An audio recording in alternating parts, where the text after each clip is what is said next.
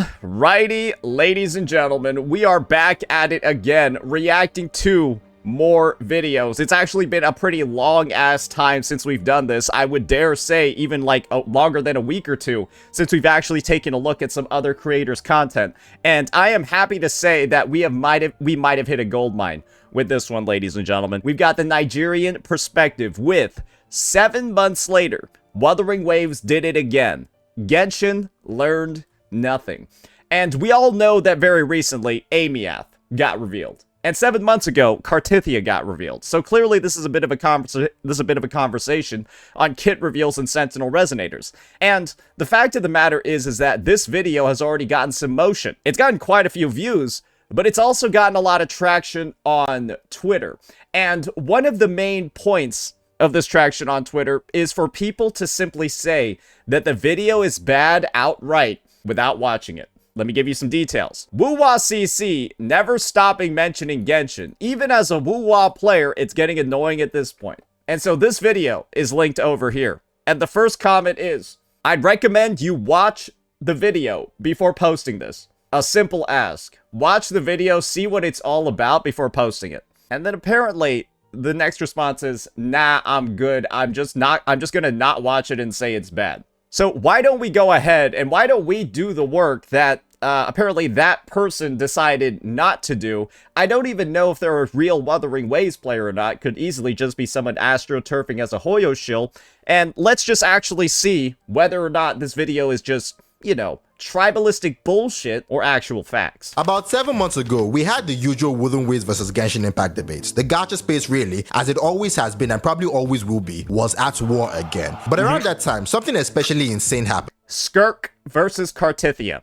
And one of the main comments was somebody posting Skirk leaks on TikTok. And then with the AI voiceover saying, over the Skirk leaks, Wuwa is scared to show Cartia.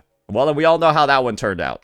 We got a Skirk leak. A leak about a Genshin Impact character that fans had been hearing about and anticipating for the better part of 4 years. And for the people arguing on Genshin's side, that leak was everything. I mean, if we're being honest, at the time, I'm gonna be real. I'll give my personal take on Skirk's reveal in her kit. She's probably one of the better looking Genshin Impact characters in terms of like kit, and like design perspective, that sort of stuff, 2 modes, all of that. One of the better looking ones, but that's not like a high bar to clear, right? This is like, oh, great. You were able to run a mile faster than the kid with 17 different forms of terminal diseases. Great. I'm glad you were able to do that, but it's not like it was hard for you to do this. Because Skirk's kit looks worse than Honkai Impact 3rd characters. And Honkai Impact 3rd is a game that got released 10 years ago. and when the character was leaked, although no also made by Hoyoverse. Nobody would admit it. For a few days, the argument was on Genshin's side. It genuinely felt like Genshin Impact was winning that debate, and really, why wouldn't they? Not only was the character the fanbase had been anticipating for years finally leaked, but to Genshin's credit, the character was pretty good, her animations were nice. And more than anything for Genshin levels that happened in that entire argument, it was in that moment that we got those famous words. Why is Wuthering Waves scared to release blank? And 7 months ago, blank was Cartia. And almost as if it was ordained, as if the universe itself wrote it. For the first time, we saw Crow do something they had never done before. They leaked their own character. And whether you're talking about that moment back then or even right now, saying Cartia demolishes Skirk would be a massive understatement. I mean, the difference between these two characters is not something as small as night and day. It is closer to heaven and hell. I think what Cartia ended up kind of like showing to the gacha space as a whole was that games don't need to always look the same. And one thing about Genshin is that all of Genshin's kits kind of end up looking like the same. If I didn't tell you the release dates of Genshin characters, you wouldn't be able to know. If I told you that Colombina got released after Kokomi, you'd say I'm a liar because Kokomi's animations are better than Colombina's. And you would expect a game to get better as time goes on.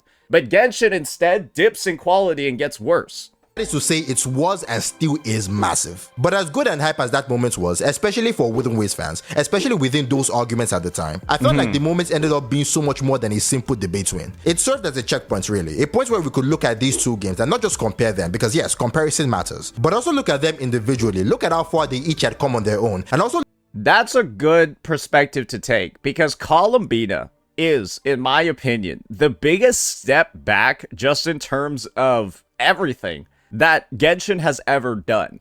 I can't really imagine a character when they get added to the roster, they bring down the overall quality of your game. And this also being, right, the character that has been teased for literally 6 years as well.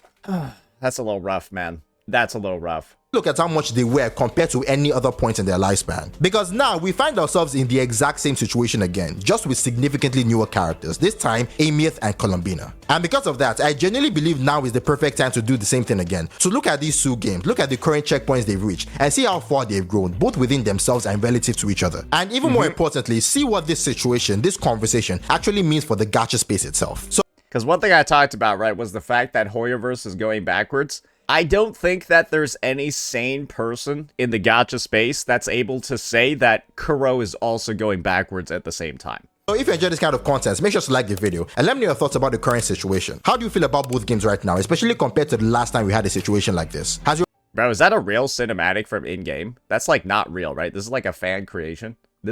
I don't know what's wrong with this, but there's something that looks deeply wrong with this. Appreciation for either game or both grown significantly? Or have your feelings towards this game stayed exactly Oh god, yeah, that one looked bad too. The same since the last time? Tell me all that and more in the comments below. And don't forget to subscribe and subscribe on any of my future videos. Alright, let's get it. Is this real? Wait, is this made by Hoyoverse? Nah, link this to me. No, link this. This ain't... Hoyo didn't make this, right? This is a fan creation. That's not... I don't think they made this. It like Arcane at... No, this is like Arcane if Fortich had like fucking Down syndrome. This looks like shit. This looks nothing like Arcane. I thought this was like fan rendered. What? It's real. Ugh. Oh, it's real.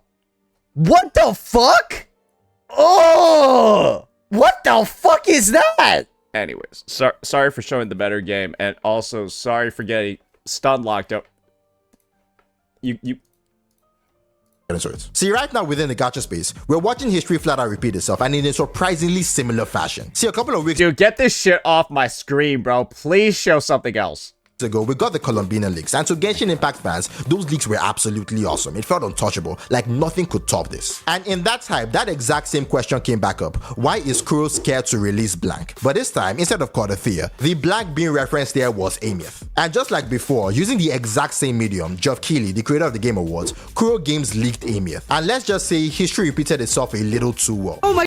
I don't even think it's necessarily the fact that, like, Guys... I don't think I saw a single person out there bragging about Colombina's animations. That's the thing. With Skirk, at least Skirk elevated the history of, or elevated the prestige of Genshin, right? From an animation perspective. Colombina didn't do that.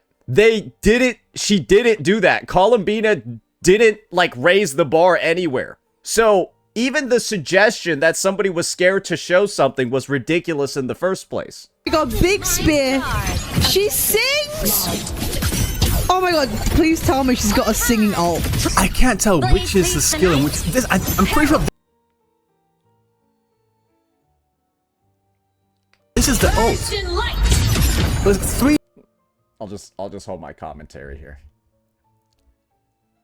Why does he... I'm sorry. Why does he look like he's robbing someone's house? Like, if you looked up a stock photo of a robber, like, a stock photo of, like, a home robber, like a burglar. Bro, he looks like... Why did he dress up as a burglar to react to Ameth's trailer? You're such a... Bro, what do you even do? Like, he's throwing up gang signs. What the fuck? Like, bro, you telling me I'm doing anything? This is like five seconds before you get hit. This is three seconds before you get hit with the London special. 3 seconds before you get hit with the London special. And do you guys want to know what the London special is? I'll show you what the London special is. This is the London special. That sucks. Polyphony, a perfect chord.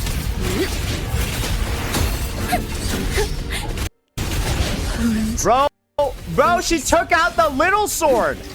What the fuck did she do with the little sword? What the hell is that shit? Bro, why she got a little sword? Break. She was like... She literally pulled out a shank and then just went like this. How many new moves does she have? Bro, yeah, that was the London special. What the fuck was that? So like I said, 3 seconds before you get hit with the London special right there. 3 seconds. 3 different animations here. 3 different, like, separate animations. And they're flying around.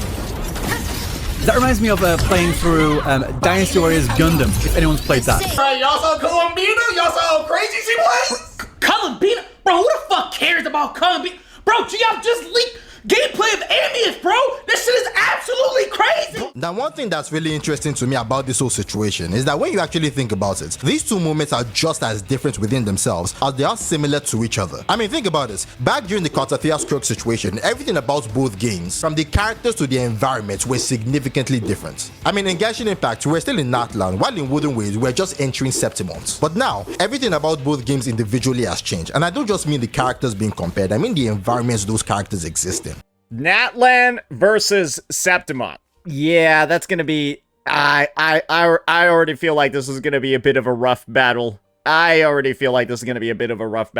Those characters exist in. Right now, we're experiencing the Nordcry story in Genshin Impact and the Hoyoverse story in Wuthering Waves, and it goes without saying that the stories being told, the situations surrounding both games, even the states the games are in right now are completely different. And that's the interesting part. That difference between these two individual games is actually the similarity they share. And it is in that understanding that we can recognize another thing both of these games share: growth. Because regardless of how you personally feel about either game, if I were to compare Nordcry, where Nordcry currently is, versus Lahai Roy, I feel like the fact that you meet Colombina like so early and they're trying to do like all of this shit where you like date her and stuff in the story probably doesn't make that much sense given the context, right? That you've kind of like been doing that in the past couple of regions already. And so it's sort of just like this Nordcry region's coming in. It's not like an official one. It feels like it's like an add-on or like a filler season. And they're just kind of doing the same fucking shit that they always do.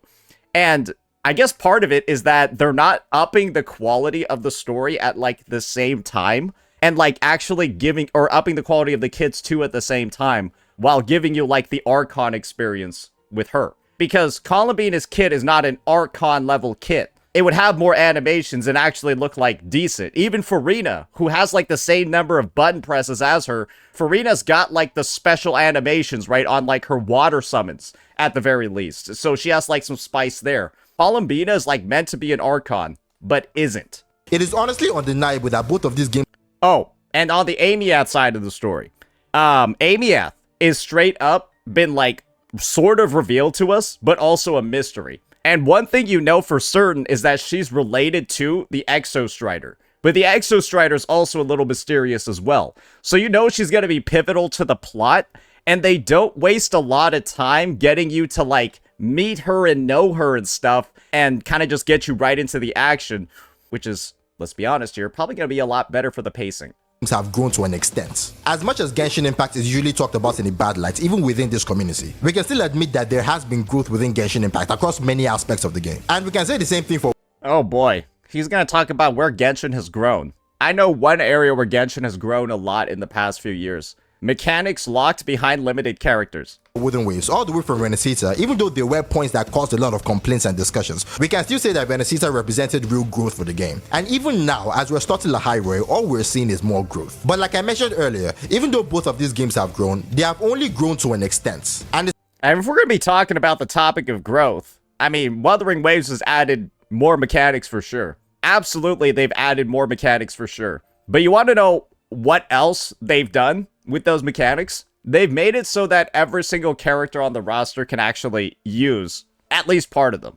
And I'll just show you one example over here of my, like, favorite thing ever in this game. And don't worry, it's going to involve a TOA run. It's going to involve a TOA run, but it's only going to be, like, one rotation. I just need to show you guys something very cool. And that's, like, how characters have had, like, their entire playstyles changed because of Tomb Break. Chuyan main DPS used to be like a team that didn't do that much damage, right? It was mostly carried by like Augustin, you know, being strong. Now he can actually almost like increase his damage per rotation by like 10-15% because of a new tech that's in the game. And it's all because of Tomb Break. I'll show it off to you guys. And imagine, right, if I had to pull somebody to activate this tech, that would kind of suck, wouldn't it? Pictures of it. One doesn't expect it easy to get. Now presenting. Just check this out. So we're just doing like our regular rotation over here, right? On like our, you know, no big deal. Taste my resolve. Not doing a ton of damage though. Nonsense.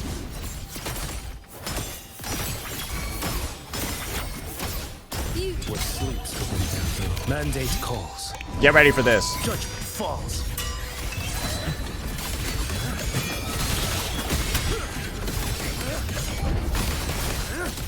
So basically, by inputting a Tomb Break in, right, I've been able to do a different combo. Thanks for watching. Ooh, the pitch is lowered. Let me tell you a little bit about what I'm doing in that team. So, when I decide to do that move instead of Chuyan's normal combo, this is what I'm doing. The attack that I'm canceling over here is Thus Spoke the Blade.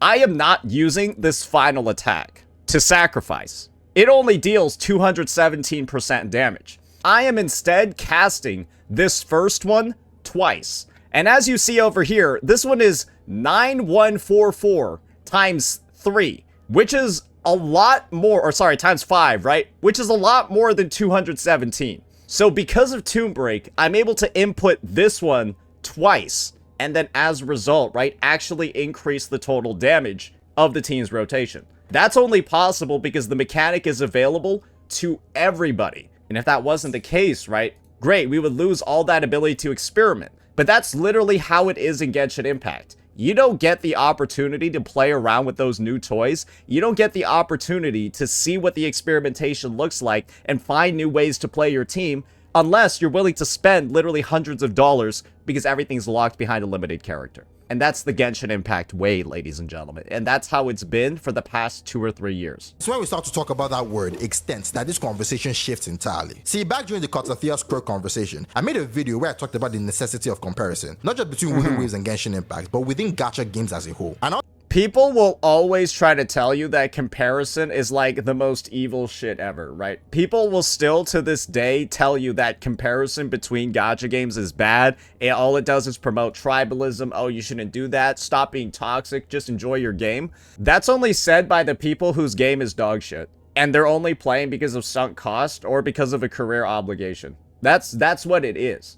Just imagine a hypothetical scenario. Imagine that you're a fat person. And you've just been like big, right? But you know it's entirely your doing. Like you have all the resources and tools you need to not be big. And you're just simply choosing not to do that. Somebody reminding you, right? That, oh, brother, you actually have a home gym and a personal chef. You've got a home gym, a personal chef, and what's it called? The best doctor available, right? Surely you can do this, right? If you know that it's entirely your decision to stay that way, despite having all of the resources necessary to not be that way, you're gonna get mad when somebody reminds you of what you could be doing, right? That's just human nature. And that's what that's what's going on right now when it comes to Hoyoverse players and their games.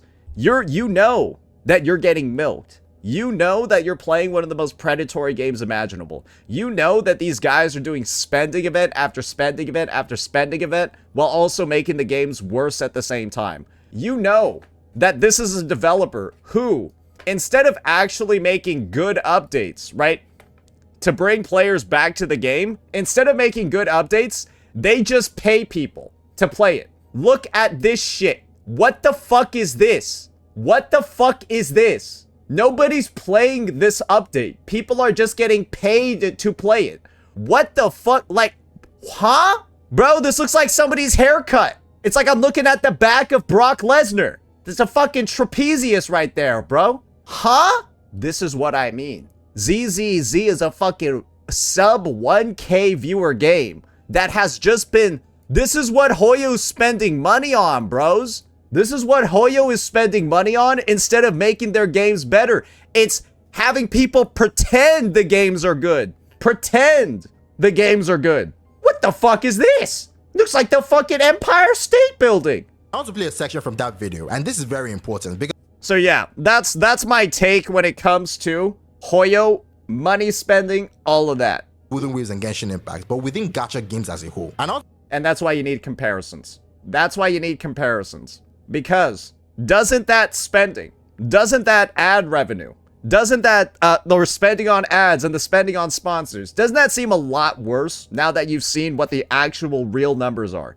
To play a section from that video, and this is very important because surprisingly what I'm about to play for you is not something I said directly. It's something I referenced from another prominent gacha creator, GachaSmack. And even though he said this 7 months ago, I genuinely believe that when we're talking about the extent of growth, what he said back then still applies right now.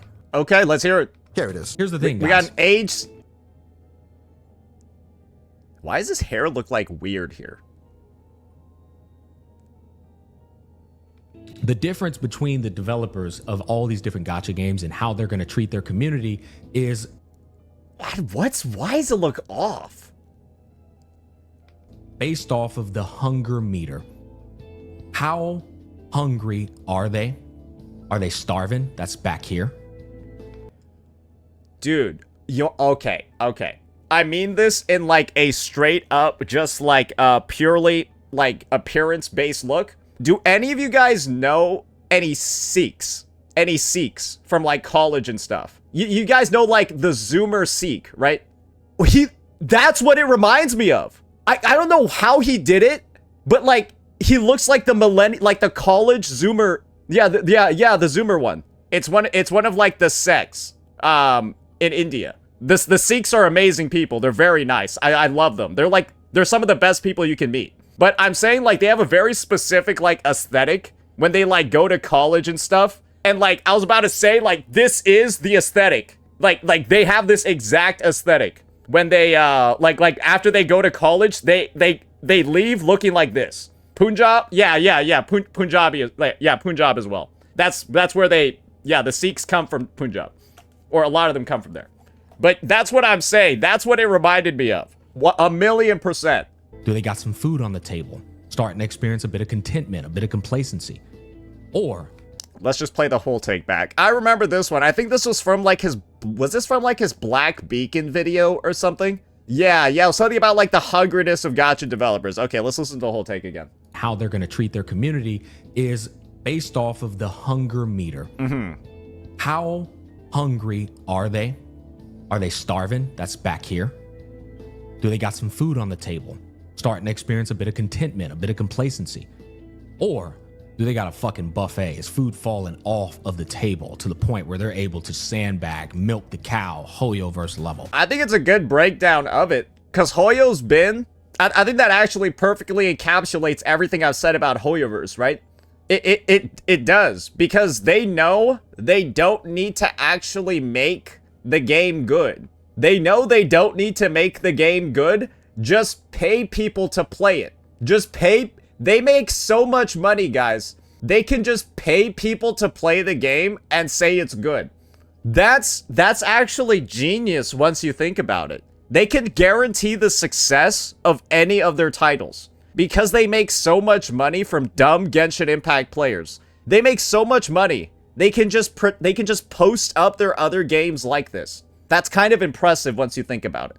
And just like I said before, he was absolutely right. When all is said and done, what truly matters to the success of any gacha game, and to how seriously we should take a gacha developer, is how hungry these developers are. And now, several months later, finding ourselves in this same situation again between Wuthering Waves and Genshin Impact, we're actively seeing the results of that hunger. The hunger of these individual gacha developers. Because when we start to talk about the extent of growth between these two games, comparison between them is not even a conversation that anyone can have in good faith. And that is true regardless of where you stand in the discussion. And that is absolutely insane, because these these two games are comparatively similar. Both of these games have always had and still have insane potential for exponential growth, but we're only seeing that exponential growth fully realized in one of these games, and we can see it clearly right now in Hoyo. I mean, exploring this region, being immersed in it, you start to feel the Renaissance effect all over again. I think that Ameth's reveal was necessary for a few reasons. 3.0, in my opinion, had one of the least... I think that 3.0 didn't do a great job of drawing in new players. My take on that is very simple. I don't think that as like a debut region story, it was that good. Just not really. You compare it to 2.0, and 2.0 was such a step up in the overall story experience, especially in like the first 2 acts. And the thing is, guys, 3.0's story is split in 2 halves. We haven't seen the Mornier piece yet. All we get is the first act with Lene. And I'm gonna be real over here. That's not like a insane reason to play the game, the first act. However, right, if there are some people that started in 2.0, I don't think they're getting that, right? But 3.0 as a whole, I don't really know. And there's also the other thing, returning players too for 3.0.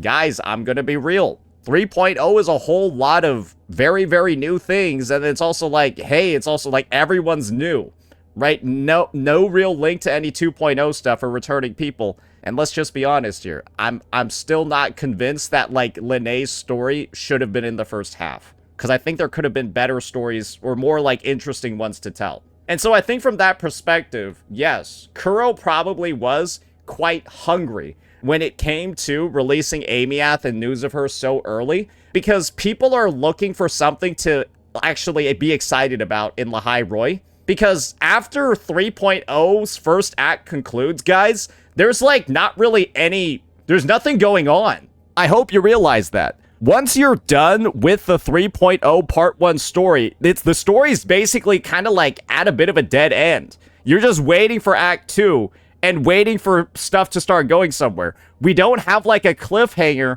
We don't have like anything. So there's not really a lot to like keep hype going story-wise until act 2 drops. And so Ameth's reveal, right, all of that, it really does fit into a like good time where there's clearly a lull in what's going on engagement-wise in the patch, but it also is kind of a sign that this was like intentionally meant to be this way, right? Which is a bit of a decision on their end, but as we saw, it did work out to a degree. It has become genuinely hard to look at Lahai Roi and believe that I'm still playing the same game that I played in Renaissance. The growth has been insane. But here's what's even more insane. Even if you cannot agree that yes, there has been growth within Genshin Impact, can we confidently say that the growth we've experienced there is even half of what we're seeing in Wuthering Waves? Because that is the actual crux of the Genshin Impact versus Wuthering Waves debates. Bro, her summoning the Exo Strider was insane. That's what I mean.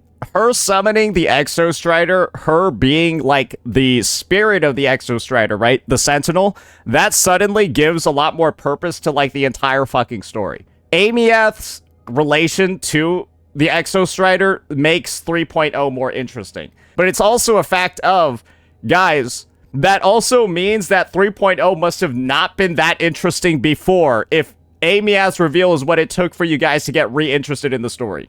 I've said this multiple times in multiple videos, and I'll say it again. When it comes to what is directly being given to us, whether we're talking mechanics, environments, characters, the overall polish, these games came out as equals. To be honest, right now, it could have been any game that could have come out on top. There is nothing that makes Wuthering Waves inherently better than Genshin Impact. But what gives Wuthering Waves that edge, that step up every single time, is its hunger. Because even though these games are equal, one developer continually works on their game, continually pushes to make it better. One has that relentless drive to keep improving, while the other is largely content with what they already have. Releasing 3.0 without a DPS character was also a decision. Yeah, guys, this is my take. Would anyone have suffered if Lene was not the first unit in released for 3.0? No, because she's a fucking sub DPS, and so even if you pull Lene, you can't clear content anyways. You need a partner for her.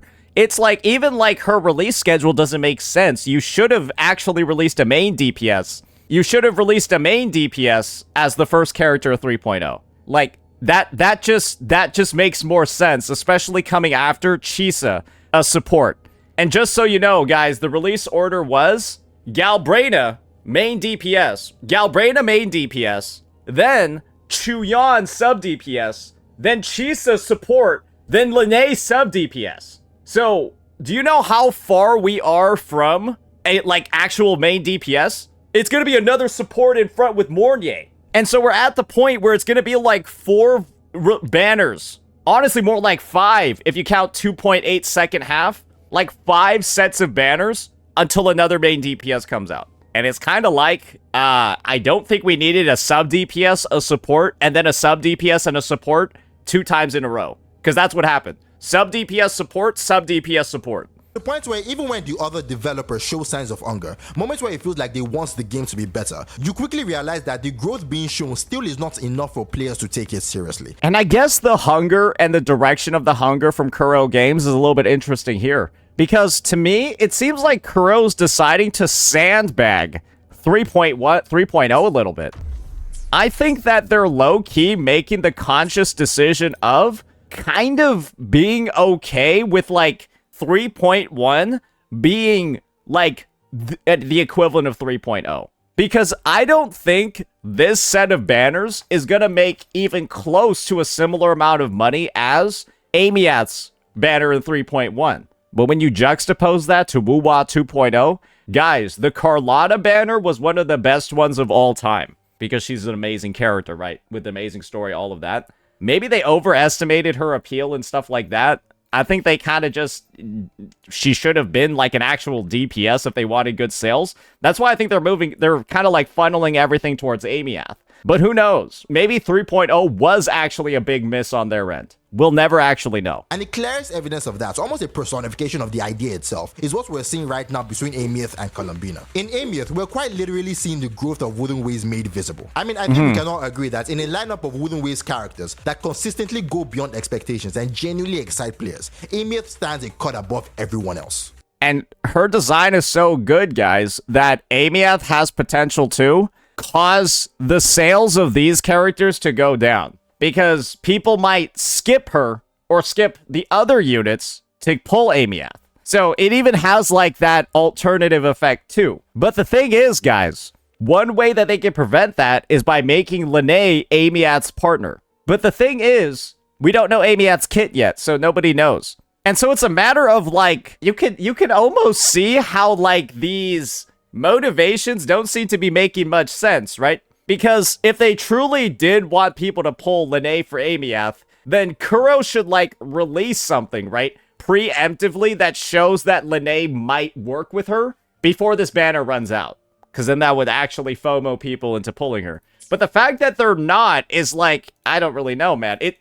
Can you guys see how this is confusing? Do you guys see why I'm so confused? Because it seems like everything's going in, like, different directions. Because I can see, like, the full predatory vision out there, but it's also, like, nothing's getting confirmed, so it's like, who knows if it's predatory or not. Everything that we have seen about this character has given us the idea, or really the certainty, that there might really never be a time where Wuthering Waves doesn't prove its own growth. Colombina, on the other hand, I think perfectly represents Genshin Impact. Stagnation, trash, garbage. Because with Colombina, we do see growth. She is different from other characters. She moves differently. Her animations, especially her ultimates, are more refined.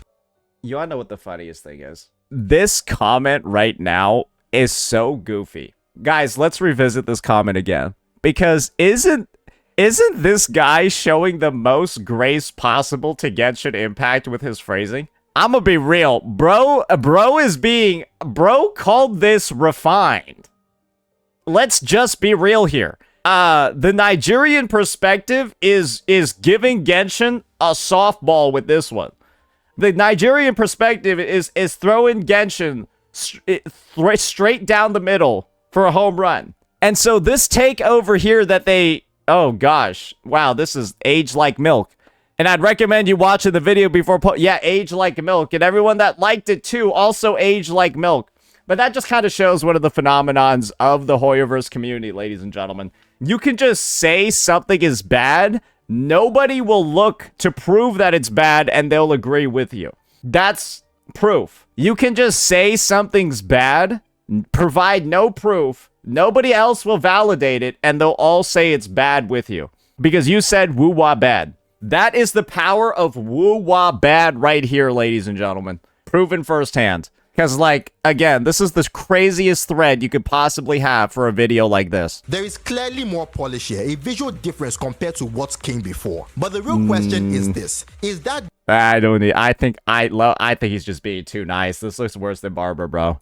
difference enough to care about her significantly as a character? Is it enough to feel satisfied after 3 to 4 years of waiting? Because to me, it is not nearly enough. See, I genuinely believe that very soon, the Wuthering Waves versus Genshin Impact debate is going to become a thing of the past. I mean, with the way Wuthering Waves... Yeah, it will, because I already think the conversation's dying right now, because if you were to just show any normal person you just grabbed off the street a photo of, or like gameplay of Colombina, and then the gameplay of Ameth, they'd be like, oh, clearly this game costs more. Or clearly this game is like way bigger and has like a bigger budget and stuff. Like, this is the AAA game. This looks like the AA like weird thing, right? But no, it's actually the opposite. One's apparently makes billions of more dollars, and it just doesn't make sense. And that's the thing. Most people would look at these comparisons in the conversation and they'll say, yeah, this isn't a competition. Comparing these guys doesn't really make sense. But that's how it is in gacha, because there's this many people with sunk costs still playing Genshin Impact. Is pushing the gacha space right now. And with the number of genuinely impressive gacha games on the horizon, that conversation cannot stay the same forever. We got Silver Palace. We've got Arknight's Endfield. Is there anything else coming out this year? Ananta? Ananta, guys, Ananta's gonna be Where Winds Meet, but GTA, okay? Ananta's just gonna be like Where Winds Meet, but GTA, okay? Like, and if it turns out like how Where Winds Meet turned out, guys, yeah, I'm gonna be real. Like, half of y'all gonna quit that in... I don't know how it happened. Like, I feel like everybody kind of quit Where Winds Meet in like a month or two. Maybe that's just me. But like, that's what happened, unfortunately, because like, dude, I can't do those weeklies, man. I can't do those weeklies with those retarded teammates. I had to stop. I had to quit, bro. I couldn't do it. I couldn't do it. They're too bad. What else? NTE? Yeah, Where Winds Meet weeklies made me solo quit the game. Straight up, I solo quit the game because of those, bro. It's too much. What else? That's why you join a guild of competent people? Oh, great. So I can go coordinate events online and go spend hours of my day, block off my calendar to go meet. Oh, that's just work. And I play games to avoid work, so. The era of, like, getting into a guild and stuff like that and be like, oh, I'm gonna coordinate a raid, guys. I hope you're free for the next 4 hours. Guys, Where Winds Meet is fucking Elden Ring, Witcher 3, Dark Souls style combat, bro. Like, no, that shit doesn't need like a raid system, man. It's too much. Like, bro, these guys don't even know how to play the game. They don't even know how to parry. How am I supposed to work with 10 of them? And yes, I am the same guy that has gotten killed 3 times in a row because nobody decided to catch me because they didn't know how to turn into a donkey. If you know, you know. All right. Like, I closed the game after one time, right? Because, like, I can't do anything. The guy, I'm supposed to be saved, and my teammates didn't save me, so I quit the game. Like, like, what do you want from me, bro? I'm not gonna get dragged down by a bunch of idiots in random matchmaking. All right, but yeah, like, there's NTE as well, right? There's NTE as well.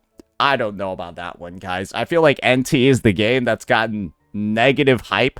And I think a big part of it is because, like, Gateo is closely associated with NTE, and I think he gets in touch with, like, the marketing people or something. They actually think Gateo knows what he's doing, which is the craziest part. And so the game's gonna, like, EOS immediately because they decided to take, like, his professional advice for something, even though the only game he's ever covered is Tower Fantasy, which is EOS. So they're getting advice from the guy who's only covered EOS games. Probably because they have a certain goal in mind.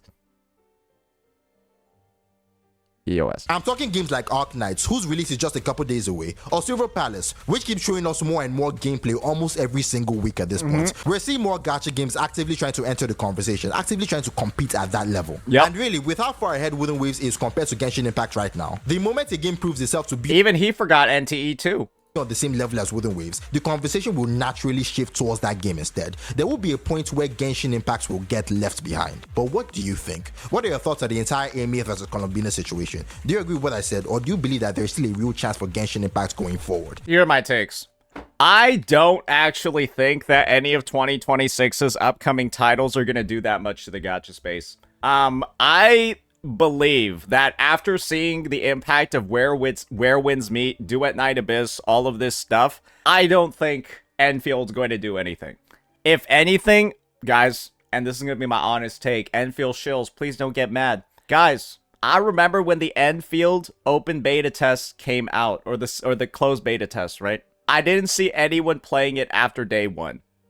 Why did I not see a single person play it after day one? And why have I only seen people make one YouTube video about the closed beta and then stop? There are like 300 YouTube channels out there, CCs, that made one Enfield video beta and then they don't have any more. Why is it that people streamed the game for a total of like 5 hours during the beta test? I don't know. And I guess the fact that there were I just didn't see a lot of people talking about it during the beta. And I'm going to be real, unless you were paying attention, you might have forgotten that the most recent beta test was even happening. So we'll see about that one. And then, of course, right, when it comes to Silver Palace, guys, I feel like the setting for Silver Palace might be too different and the combat might be too different, right? After some of the things that I've seen. And so it might just be deemed as like way too separate of a game. You're just gonna have to see what the open world design is like. And who knows if Silver Palace is even coming out this year. It could be next year too. You never even know. We'll see. But overall, I would say it is absolute. And I think Colombina's release really puts it into perspective. Genshin is going backwards. I don't really think that there's much of a dispute to make over here. Genshin's going backwards. It's awful for its players. But when the players are the ones that are still deciding to stay, and they're never deciding to leave, and I think the best part is that they're trying to pretend that other games are worse to make their inferior product better, that's where the actual problems are.